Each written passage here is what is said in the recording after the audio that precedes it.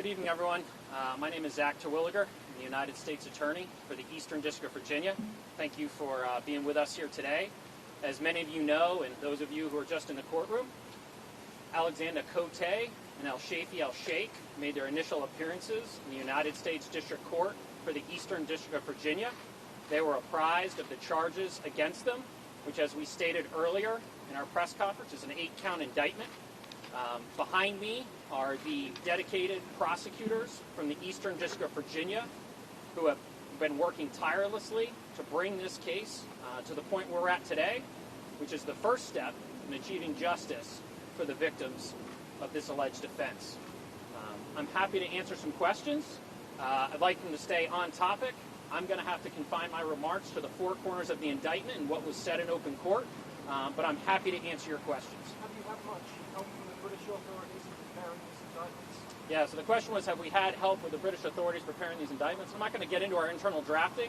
What I can say and repeat, as the Attorney General of the United States said, and as Assistant Attorney General John Demers said today, we're grateful for the support from the UK in regards to our investigation, and through their cooperation, today could happen. Can you talk about a timeline for a trial? What would be presented? What timeline we're looking at? Sure. The question was, what's the timeline? Well, that's a great question. Today was the initial appearance. Because these individuals were indicted, which means a grand jury has already determined there's probable cause for their offenses, there will be no preliminary hearing. This probable cause is established. As Judge Buchanan just announced, there will be a detention hearing on Friday at 11 a.m. That's where their attorneys can argue, if they so choose, that they should be released pending trial.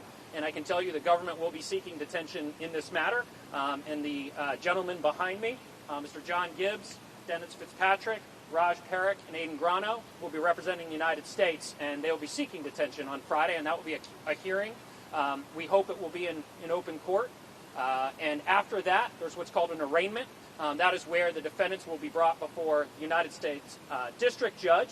They'll be apprised and questioned as to whether they understand the charges against them, whether they've read the indictment, and at that time, they'll be asked how they wish to plead. As many of you know, most people, when confronted with charges, plead not guilty, and then the process goes forward. Because this case involves sensitive information and has the potential to involve classified information, I would expect, although I don't know, but it's my expectation, there will be a series of hearings leading up to the trial, which may certify this case as complex or mean that we won't actually be in trial under the normal 70-day speedy trial clock. But that's where we'll go from here.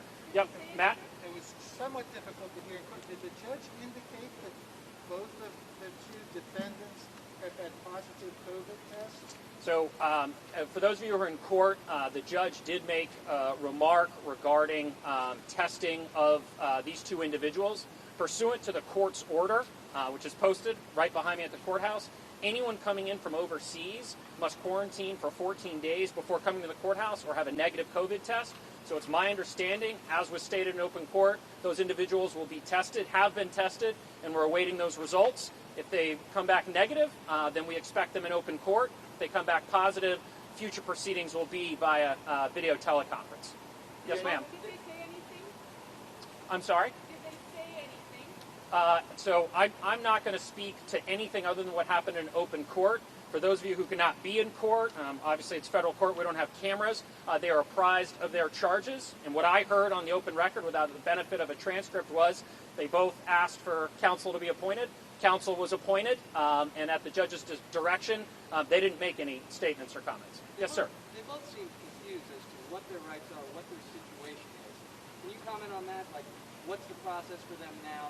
They both seem, like, where am I? What's going on? Sure. So the question is, these two individuals who mentioned they were previously in military custody asked where they're in jurisdiction.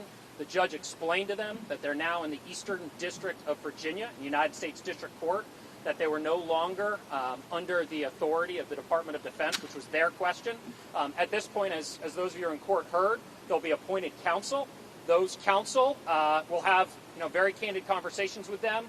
One of the defense counsel in court asked for a copy of the indictment. Obviously, we'll furnish that to them, and so you'd have to direct those questions to their counsel when they're appointed. But my understanding is they will, be meeting them. Rachel? Were they not